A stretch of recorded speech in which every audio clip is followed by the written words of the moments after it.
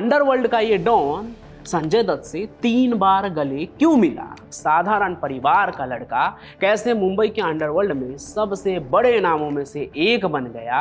अनीस इब्राहिम के साथ उसने सोने की तस्करी में छोटे मोटे काम करने शुरू किए। वही अबू जिसने बॉलीवुड के खूबसूरत हीरोइन को अपने पास रखा। वही अबू सलेम जिसने गुलशन कुमार का मर्डर करवाया था। तो आइए आज सुनाते हैं इसी अबू सलेम की कहानी एकदम शुरू से आज तक। क्राइम की दुनिया में दाऊद सबसे बड़ा डॉन तो है ही, लेकिन उसकी डी कंपनी वो फैक्ट्री थी जिसने छोटे बड़े अपराधियों को डॉन बना दिया। इसी लिस्ट में यूपी के आजमगढ़ की भी एक पैदाइश है, नाम अबू सलेम। घर से तो निकला था परिवार का पेट पालने, लेकिन मुंबई के माफियागिरी में ऐसे फंसा कि खूंखार अपराधी बन गया। ये वही अबू सलेम है जिसने संजय दत्त को हथियार सौंपा था। वही अबू जिसने बॉलीवुड के खूबसूरत हीरोइन को अपने पास रखा। वही अबू सलेम जिसने गुलशन कुमार का मर्डर करवाया था। तो आइए आज सुनाते हैं इसी अबू सलेम की कहानी एकदम शुरू से आज तक। साथ ही ये भी कि जब वो संजय दत्त को राइफल देने गया था तो अंडरवर्ल्ड का ये डॉन संजय दत्त से 3 बार गले क्यों मिला? तो देखिए, अबू सलेम की जो कहानी है ना, वो किसी थ्रिलर फिल्म से कम नहीं है। उत्तर प्रदेश के आजमगढ़ से एक साधारण परिवार का लड़का कैसे मुंबई के अंडरवर्ल्ड में सबसे बड़े नामों में से एक बन गया, ये जानना काफी दिलचस्प है। अबू सलेम का असली और पूरा नाम अबू सलेम अब्दुल कय्यूम अंसारी था। जैसे दाऊद इब्राहिम कास्कर में इब्राहिम कास्कर उसके पिता का नाम था ना, वैसे ही अबू सलेम अब्दुल कय्यूम अंसारी में अब्दुल कय्यूम अंसारी उसके पिता का नाम था। उसके पिता पेशे से एक वकील थे जो अक्सर काम के सिलसिले में आजमगढ़ से बाहर भी जाया करते थे। एक दिन जब अबू सलेम के पिता किसी केस के लिए मोटरसाइकिल पर सफर कर रहे थे, तब उनका एक भयानक एक्सीडेंट हुआ और उस एक्सीडेंट में ही उनकी मौत हो गई। सलेम के परिवार में उसकी माँ, 3 भाई और 3 बहनें थी। पिता की मौत के बाद पूरा परिवार गरीबी में डूब गया। माँ ने जैसे तैसे घर चलाने की कोशिश की, लेकिन हालात बहुत खराब थे। ऐसे में अबू सलेम ने अपनी पढ़ाई बीच में ही छोड़ दी और काम की तलाश में दिल्ली का रुख किया। दिल्ली में उसने बाइक रिपेयरिंग का काम किया, लेकिन यह काम चल नहीं पाया। अंत में वो माया नगरी मुंबई जा पहुंचा, जहां उसकी जिंदगी असल मायने में एक नया मोड़ लेता है। मुंबई में अबू सलेम ने जोगेश्वरी इलाके में अरासा शॉपिंग सेंटर में एक दुकान खोली, जहां वो फैशन के सामान जैसे परफ्यूम, बेल्ट और दूसरी चीजें बेचता था। लेकिन उसकी नजरें हमेशा उन भाइयों पे रहती थी जो दादा होते थे लोकर, उन पर रहती थी जो वहाँ शॉपिंग के लिए आते थे। ये वो दौर था जिस दौर में मुंबई में दाऊद इब्राहिम का सिक्का चलता था। उसकी गैंग और दूसरे डॉन लगातार चर्चे में रहते थे और सलेम उन्हें देखकर इंस्पायर होता रहता था। एक तरफ उसका काम था, लेकिन दूसरे तरफ उसके दिल में अंडरवर्ल्ड का डॉन बनने का सपना पलने लगता है। अबू सलेम की किस्मत ने उसे अंडरवर्ल्ड के करीब तब पहुंचाया जब उसकी मुलाकात दाऊद इब्राहिम के छोटे भाई अनीस इब्राहिम से हुई। अनीस इब्राहिम के साथ उसने सोने की तस्करी में छोटे मोटे काम करने शुरू किए। वो सोने की खेप की डिलीवरी करने जाता और इस तरह अंडरवर्ल्ड की दुनिया में कदम रखने लगा। हालांकि इस समय तक अबू सलेम सीधे दाऊद इब्राहिम के संपर्क में नहीं था, लेकिन उसे महसूस होने लगा कि वो अब इस दुनिया का हिस्सा बन चुका है। वो डी कंपनी में है, दाऊद के लोगों के साथ उठता बैठता है और वो सपना भी अब पूरा करने के करीब है जो उसका था कि उसे डॉन बनना है। तो साल 1993 में जब मुंबई बम धमाकों के बाद बॉलीवुड अभिनेता संजय दत्त को धमकियां मिलने लगी, तब संजय दत्त ने अनीस इब्राहिम से गन की डिलीवरी के लिए कांटेक्ट किया। अनीस इब्राहिम दाऊद का भाई, जैसा कि मैंने बताया। तो अनीस इब्राहिम ने इस काम के लिए अबू सलेम को चुना। अबू सलेम पहली बार संजय दत्त से मिला था उस गन की डिलीवरी के लिए। कहते हैं कि अबू सलेम जो है वो पहली बार किसी फिल्म स्टार को सामने से देखता है। वो काफी भौचक्का रह गया था अपने सामने उस समय के एक तरह से सुपरस्टार संजय दत्त को देखकर। एक्साइटमेंट में उसे रहा नहीं जाता है और वो संजय दत्त को करीब से करीब 3 बार गले लगाता है। माँ की अबू सलेम वहां पर हथियार देने गया था और कई गन लेकर गया था वो। लेकिन संजय दत्त ने कहते हैं कि सिर्फ एक ही गन वो लेते हैं और बाकी गन अबू सलेम वहां से लेकर चला जाता है। इस मुलाकात ने अबू सलेम को पहली बार फिल्मी दुनिया से जोड़ा और उसकी पहचान बढ़ने लगी। अबू सलेम को पहली बार लगने लगा कि वो भी बड़ा भाई हो रहा है, फिल्म स्टार से मिल रहा है, बड़े बड़े काम कर रहा है। मुंबई के अंडरवर्ल्ड में अबू सलेम का नाम तब और बड़ा होने लगा जब उसने गुलशन कुमार की हत्या करवाने में अहम भूमिका निभाई। वो पूरी कहानी तो मैंने आपको सुनाई ही थी कि गुलशन कुमार की हत्या ने कैसे पूरे देश को हिला के रख दिया था। 1997 में हुए इस मर्डर ने अबू सलेम को कुख्यात बना दिया था अंडरवर्ल्ड के दुनिया में। इस घटना के बाद अबू सलेम को एक निर्दयी गैंगस्टर के रूप में पहचाना जाने लगा। अबू सलेम ने कई बिजनेसमैन और फिल्मी हस्तियों से जबरन वसूली का भी एक तरह से काम करना शुरू कर दिया, जिससे उसका खौफ और भी बढ़ने लगा। मुंबई में अपनी पहचान बना चुकने के बाद अब अबू सलेम का नाम दाऊद इब्राहिम के करीबी लोगों में गिने जाने लगा था। लेकिन कुछ समय बाद किस्मत ने पलटी मारी और अंडरवर्ल्ड में अंदरूनी विवादों के चलते अबू सलेम ने दाऊद का गैंग छोड़ दिया और दुबई भाग गया। लेकिन दुबई से उसने अपना काम जारी रखा और लोगों को फोन पर धमकियां देने लगा। उसकी धमकियों का असर अब अंतर्राष्ट्रीय स्तर पर भी होने लगा था। दुबई से उसने अमेरिका और यूरोप के कुछ देशों में भी काम किया। यहाँ तक कि अमेरिका में उसने एक पेट्रोल पंप और एक छोटा सा थिएटर भी खरीदा था। इस दौरान उसकी प्रेमिका जो फिल्मी एक्ट्रेस थी मोनिका बेदी, वो भी उसके साथ ही थी। अब तक अबू सलेम का नाम इंटरपोल की लिस्ट में भी आ चुका था और वो उन्हें हर जगह ढूंढ ही रहे थे। वो FBI के नजरों में भी आ गया। इतनी सारी इंटरनेशनल एजेंसी पीछे पड़ चुकी थी, अब बचना मुश्किल था। फिर 18 सितंबर 2002 को पुर्तगाल के लिस्बन में अबू सलेम और मोनिका बेदी को एक साथ ही गिरफ्तार कर लिया जाता है एक होटल या फ्लैट से। फिर भारत सरकार ने पुर्तगाल सरकार से प्रत्यर्पण की अपील की, यानी कि एक देश दूसरे देश से अपने अपराधी को मांगने की कोशिश करता है, उसी को प्रत्यर्पण कहते हैं। और लंबी कानूनी प्रक्रिया के बाद 2005 में अबू सलेम को भारत लाया गया। भारत सरकार ने पुर्तगाल सरकार से वादा किया कि अबू सलेम को मौत की सजा नहीं दी जाएगी। उनके जो लॉ होते हैं, कानून होते हैं, उस हिसाब से कि अबू सलेम को मौत की सजा नहीं दी जाएगी और जो सजा भी दी जाएगी वो 25 साल से ज्यादा नहीं होगी। अबू सलेम पर सबसे गंभीर आरोप थे जो 93 में मुंबई धमाका हुआ था, उसमें उसका इन्वॉल्वमेंट होना। इस धमाके में 257 लोगों की जान गई थी और करीब 713 लोग घायल हुए थे। धमाकों के बाद से ही अबू सलेम फरार था और उसके दुबई से भागने के बाद भी उसे पकड़ने की कोशिशें लगातार जारी थी। उसकी गिरफ्तारी के बाद भारत में उस पर कई केस चलाए गए और उसे उम्र कैद की सजा सुनाई गई। अबू सलेम की जिंदगी एक उदाहरण है कि कैसे एक साधारण इंसान जुर्म की दुनिया में प्रवेश करता है और फिर वहां से निकल पाना नामुमकिन हो जाता है। उसने अपने जीवन में कई बड़े से बड़े अपराध किए, लेकिन जो सबसे ज्यादा पॉपुलर रहा, एक तरह से कुख्यात रहा, वो गुलशन कुमार की हत्या और मुंबई बम धमाका रहा। लेकिन 1997 के अगस्त में कुछ ऐसा होता है कि पूरा देश सदमे में आ जाता है। घर घर तक संगीत के माध्यम से भक्ति को पहुंचाने वाले गुलशन कुमार की हत्या हो जाती है।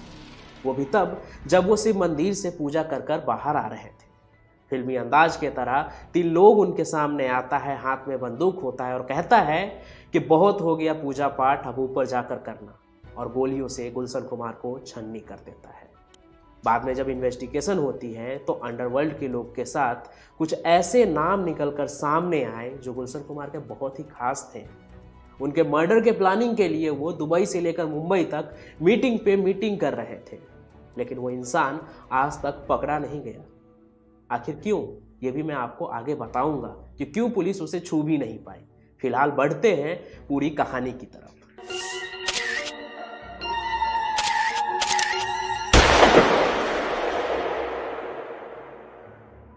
90 के दशक में मुंबई बम्बई के नाम से जाना जाता था। ये वो दौर था जब बॉलीवुड का अंडरवर्ल्ड कनेक्शन हर दिन अखबार के सुर्खियों में शुमार होता था।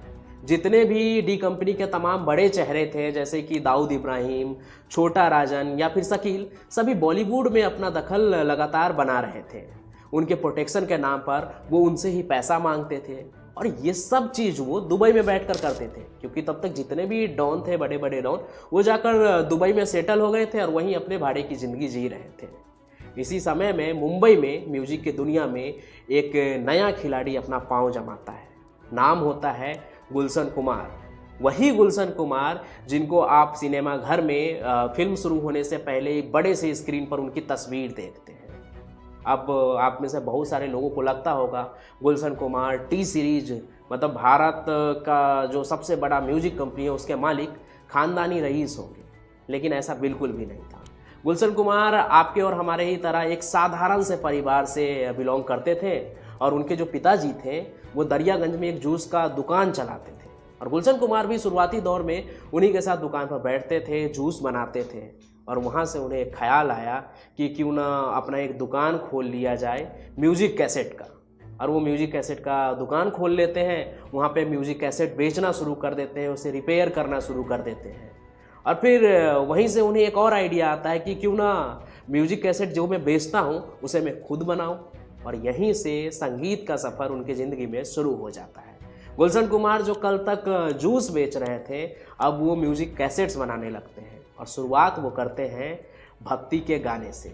अब भक्ति से गाने से इसलिए शुरुआत करते हैं क्योंकि गुलशन कुमार का खुद ही ना भक्ति में बहुत ही मन लगता था। मतलब वो एक तरह से कहिए कि बहुत ही साधु इंसान थे जो हमेशा भक्ति में लीन रहते थे, और वो खुद गाते नहीं थे गाना, लेकिन आप देखेंगे कि लगभग हर जो वो गाना बनाते थे भक्ति के, उसमें वो खुद झूमते हुए दिखते थे। वो म्यूजिक कैसेट्स बनाते थे और उसे बहुत ही कम दाम पर बेचते थे। जहां मार्केट में दूसरे कैसेट्स 25-30 रुपये में बिकते थे, गुलशन कुमार अपने टी सीरीज के कैसेट को सिर्फ 10 रुपये में बेचते थे, जिससे वो ज़्यादा से ज़्यादा लोगों तक पहुंचते चले गए और उनके टी सीरीज के कैसेट्स और गाने काफ़ी पॉपुलर होते रहे।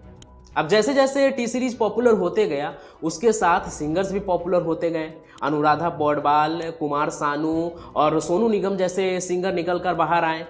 यहाँ पे गुलशन कुमार सिंगर्स के साथ साथ म्यूजिक डायरेक्टर को भी मौका देते थे, और ऐसे ही एक म्यूजिक डायरेक्टर बहुत फेमस हुए थे, और वो जोड़ी थी नदीम और श्रवण की जोड़ी। ये इतने फेमस हुए कि इनके गाने एक तरह से कहिए, जिस गानों को उन्होंने डायरेक्ट किया था उन दिनों उसने आग लगा दिया था पूरे फिल्म इंडस्ट्री पे। वो फिल्म थे आशिकी, साजन, दिल है कि मानता नहीं। इनके गाने इतने पॉपुलर हुए कि आज भी लोगों के जुबान पर उसके बोल होते हैं। गुलशन कुमार अब नोएडा से निकलकर मुंबई में भी छा गए थे, और अपने कंपटीशन के जितने भी म्यूजिक इंडस्ट्री वाले थे, जितने भी और भी कंपनी थे जो कैसेट बनाते थे, गाना निकालते थे, उन सबको पीछे छोड़ रहे थे। मतलब किसी को यकीन नहीं हो रहा था कि दिल्ली के दरियागंज से एक लड़का जो जूस बेचता था वो म्यूजिक इंडस्ट्री में आएगा और बाकी सभी कंपनी को पीछे छोड़ देगा। यहाँ पे गुलशन कुमार इतनी मेहनत और लगन से काम करते हैं कि अपने म्यूजिक कंपनी के सालाना टर्नओवर को 300 करोड़ तक पहुँचा देते हैं, वो भी उस समय में। अब वो इतने ट्रांसपेरेंट व्यक्ति थे, इतने साधु स्वभाव के व्यक्ति थे कि ना तो उनका किसी से कमाई छुपा था और ना ही दान पुण्य, और लगभग वो हर दिन 1 लाख रुपए का दान करते थे वैष्णो देवी में, ताकि वहाँ अच्छे से भंडारा हो सके। अब ये सभी चीज़ें लोगों के नज़र में आने लगी। ऐसे में होता यही है कि अंडरवर्ल्ड की भी नज़र पड़ती है गुलशन कुमार और उनके कमाई पर, और वो सामने आते हैं। और गुलशन कुमार को एक दिन फ़ोन आता है। ये फ़ोन करता है डी कंपनी का ही एक जो बड़ा चेहरा होता है, अबू सालेम। अबू सालेम गुलशन कुमार को कॉल करता है और कहता है कि बहुत दान पुण्य कर रहे हो, चढ़ावा चढ़ा रहे हो, कुछ चढ़ावा हमें भी चढ़ाओ, इधर भी कुछ दो। यहाँ पर जो उनकी बातचीत होती है उससे ये निकल कर सामने आता है कि गुलशन कुमार से अबू सालेम 5 लाख रुपये हर महीने डिमांड करता है उनके प्रोटेक्शन के। गुलशन कुमार अबू सालेम की इस फ़ोन कॉल वाली बात को अपने भाई को बताते हैं, किशन कुमार को। किशन कुमार उनसे कहते हैं कि हमें पुलिस में जाना चाहिए और उसकी कंप्लेंट करनी चाहिए, लेकिन गुलशन कुमार उन्हें यहाँ रोक देते हैं। कहते हैं कि अभी कॉल आया और हम पुलिस के पास चले जाएंगे तो उन्हें ऐसा लगेगा कि हम उनसे दुश्मनी ले रहे हैं, तो कोई बवाल खड़ा नहीं करते हैं, इस मामले को जो है वो शांति रहने देते हैं। और ये ऑन रिकॉर्ड तो नहीं है ये बात, लेकिन कहते हैं कि गुलशन कुमार ने 1-2 बार पैसे पहुंचाए भी अबू सालेम को, लेकिन जब बाद में उनकी डिमांड जो है वो बढ़ती ही जा रही थी तो गुलशन कुमार उन्हें पैसा देना बंद कर देते हैं। लेकिन अंडरवर्ल्ड वाले इस बात पे चुप कहाँ बैठने वाले थे। वो दोबारा से एक बार गुलशन कुमार को कॉल करते हैं और कॉल पर वो कहते हैं कि तुम मुझे पैसे नहीं दे रहे हो और ना तुम नदीम सैफ़ी के गाने को प्रमोट कर रहे हो। अब यहाँ पे जो अबू सालेम होता है वो पैसे के डिमांड के साथ नदीम सैफ़ी की भी बात करता है। अब होता क्या है ना कि ये जो नदीम सैफ़ी होता है इसे गुलशन कुमार ने ही बनाया था। नदीम सैफ़ी म्यूजिक डायरेक्टर तो बहुत अच्छे थे, लेकिन वो गाना गाने में उतने अच्छे नहीं थे और यही बात गुलशन कुमार ने भी उन्हें समझाया था। लेकिन नदीम सैफ़ी उनकी बात नहीं मानते हैं और वो अपना एक एल्बम निकालते हैं जिसमें वो गाना खुद गाते भी हैं। अब गुलशन कुमार तो समझ गए थे कि ये गाना मार्केट में चलने वाला नहीं है, उन्होंने उसको समझाया भी, लेकिन नदीम सैफ़ी दोस्ती का वास्ता देकर उनको मना लेते हैं और बाद में जाके गुलशन कुमार नदीम सैफ़ी के एक गाने को प्रमोट भी करते हैं, उसके राइट्स ले लेते हैं। लेकिन वो गाना बुरी तरह से मार्केट में पिट जाता है। वो भी तब जब टी सीरीज के पास मतलब कि मार्केट में पूरा कब्जा था, तब भी नदीम सैफ़ी के गाने पिट गए। उसके बाद से गुलशन कुमार ने नदीम सैफ़ी के गानों के राइट्स लेने से और उसे प्रमोट करने से साफ तौर पर मना कर देते हैं। गुलशन कुमार इस बात को इतनी सीरियसली नहीं लेते हैं, लेकिन शायद नदीम सैफ़ी के दिमाग में ये बात घर कर जाती है कि गुलशन कुमार उसके करियर को ख़त्म करना चाहते हैं। और अब जब कॉल पर खुद अंडरवर्ल्ड का डॉन अबू सालेम नदीम सैफ़ी की बात करता है, तो यहाँ से बात भी क्लियर हो जाती है कि कहीं ना कहीं इन सभी चीज़ों के पीछे नदीम सैफ़ी भी है, नहीं तो अबू सालेम क्यों उसका नाम लेता। अब यहाँ पे जब अबू सालेम उससे नदीम सैफ़ी की बात करता है तो गुलशन कुमार इस बात को मानते नहीं हैं, कॉल कट जाता है इस दफ़ा। लेकिन अंडरवर्ल्ड वाले ऐसे कैसे छोड़ सकते हैं। दोबारा से एक बार कॉल आता है और इस बार कॉल पे अबू सालेम हफ्ता या फिर महीने के 5 लाख रुपया नहीं मांगता है, बल्कि गुलशन कुमार को जान की धमकी देता है कि 10 करोड़ रुपए दो, नहीं तो कुछ भी हो सकता है, और साथ ही साथ नदीम के गाने को भी प्रमोट करो। यहाँ पे गुलशन कुमार भी उसे समझाते हैं कि यार नदीम के गाने को मैंने एक बार प्रमोट किया था, लेकिन कुछ अच्छा रिस्पॉन्स रहा नहीं, मार्केट में बुरी तरह से पिट गया, तो नदीम अच्छा सिंगर नहीं है, उसके गाने को मैं प्रमोट नहीं कर सकता। अब यहाँ पे ये सारी बातें होती है। गुलशन कुमार इस बातों को काफ़ी सीरियसली नहीं लेते हैं, क्योंकि उनके पास एक गार्ड भी था, उनके सुरक्षा के लिए उत्तर प्रदेश सरकार ने उन्हें दिया था। तो ये सब कुछ सिलसिला यूं ही चलता रहता है और एक बार फिर से अबू सालेम का कॉल गुलशन कुमार के पास आता है और इस बार अबू सालेम उनसे कहता है कि तुम ना पैसे दे रहे हो, ना नदीम के गाने को प्रमोट कर रहे हो और ना ही तुम पुलिस में जा रहे हो, तो ऐसा लग रहा है कि तुम्हारे मन में अंडरवर्ल्ड के लिए कोई डर नहीं है, तो अब आगे जो तुम्हारे साथ होगा इसकी जिम्मेदार तुम खुद होगे। अब ये बात होती है, उसके बाद फ़ोन कट जाती है।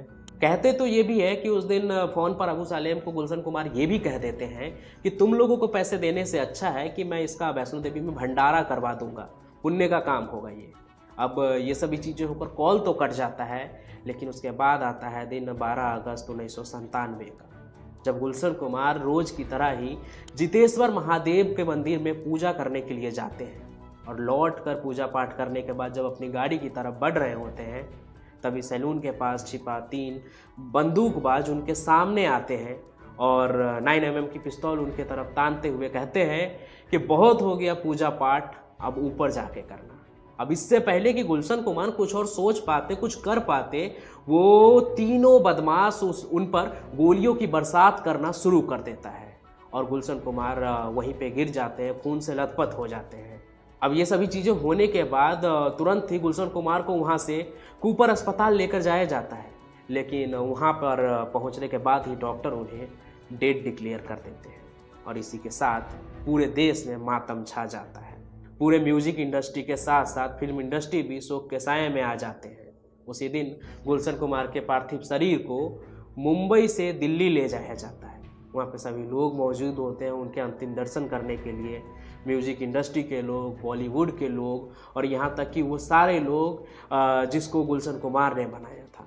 वहाँ पर सिर्फ एक शख्स नहीं था और वो था नदीम सैफ़ी, क्योंकि नदीम सैफ़ी तो तब तक यूके भाग चुका था।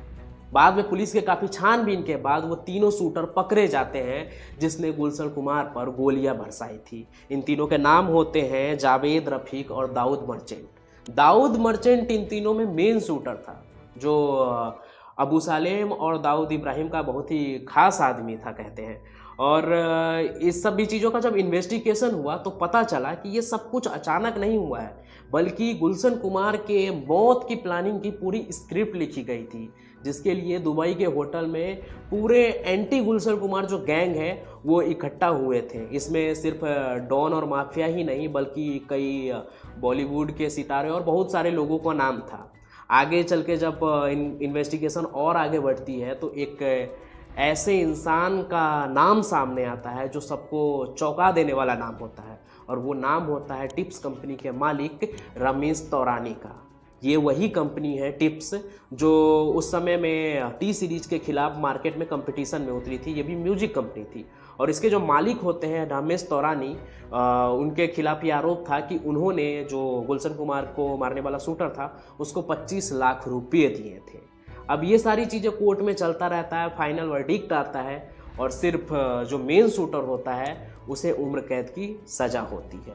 बाकी किसी को कोई सज़ा नहीं मिलती है, क्योंकि सीधे तौर पर कोई सबूत नहीं होता है किसी के खिलाफ। अब यहाँ पे आप सोच रहे होंगे कि गुलशन कुमार का जो भी मर्डर हुआ इसमें कहीं ना कहीं तो एक जो मेन वजह था वो नदीम सैफ़ी था, क्योंकि कहीं ना कहीं उसका नाम निकल कर आ रहा था कि उसके गाने को प्रमोट किया जाए।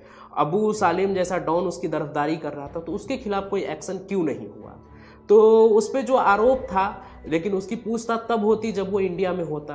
गुलशन कुमार के मौत से पहले ही वो यूके भाग निकला था। उसने कुछ बहाना दिया था कि शायद उसकी बीवी प्रेग्नेंट है और वो यूके में ही है, तो वो भी वहीं चला गया, और उसके बाद से वो आज तक भारत लौट के नहीं आया है। आज के तारीख तक वो वहीं यूके में है, अपनी ज़िंदगी जी रहा है, वहीं से काम कर रहा है, अपनी मस्त ज़िंदगी जी रहा है, लेकिन वो कभी भारत नहीं आ पाया। यहाँ पे एक सवाल और उठ रहा होगा कि क्या भारत सरकार उसे लाने में सक्षम नहीं है। तो अंतर्राष्ट्रीय कानून होता है जिसके तहत हम किसी और देश से अपने देश के मुजरिम को ला सकते हैं, लेकिन नदीम सैफ़ी के खिलाफ कुछ ऐसे सबूत नहीं है जिसके तहत हम उसे यूके से भारत उस पर केस चलाने के लिए ला सके। यहाँ पे जो दूसरा नाम है, जो अबू सालेम, जो गुलशन कुमार को धमकी देता है, उससे पैसे मांगता है, और उसका ही शूटर जो होता है वो गुलशन कुमार को मारता है। तो अबू सालेम आता तो है इंडिया एक बार, लेकिन पुलिस उसे कुछ कर नहीं पाती है, उसे गिरफ्तार भी नहीं कर पाती है, क्योंकि पुर्तगाल के साथ जो भारत के रिश्ते हैं और जो कानून है अंतर्राष्ट्रीय, उस हिसाब से जिस इंसान को भारत लाया जाता है केस चलाने के लिए, कानूनी कार्रवाई के लिए, उसकी जानकारी पहले दी जानी थी। और अबू सालेम को जिस मामलों में पेशी के लिए भारत लाया गया था उसमें गुलशन कुमार के केस का कोई जिक्र ही नहीं था। इस वजह से अबू सालेम पे भी कोई कार्रवाई नहीं होती है। अब भले ही आज दाऊद मर्चेंट जेल में है, लेकिन जो इस पूरे हत्या के पीछे जो साजिश रच रहे थे वो आज भी आज़ाद है। गुलशन कुमार और उनके इस पूरे मर्डर मिस्ट्री को लेकर आपका क्या कहना है, आप क्या सोचते हैं, ये हमें कमेंट में ज़रूर बताएं, और साथ ही आपके मन में अगर कोई सवाल हो या कोई जानकारी हो तो वो भी लिखें। हम अपने चैनल क्राइम कनेक्ट पर ऐसे ही क्राइम और क्रिमिनल्स की कहानियाँ लेकर आते रहेंगे जो आपके आसपास घट रही है, जिसे जानना आपके लिए ज़रूरी है, जिससे सतर्क रहना ज़रूरी है। हम मिलेंगे फिर, तब तक के लिए धन्यवाद।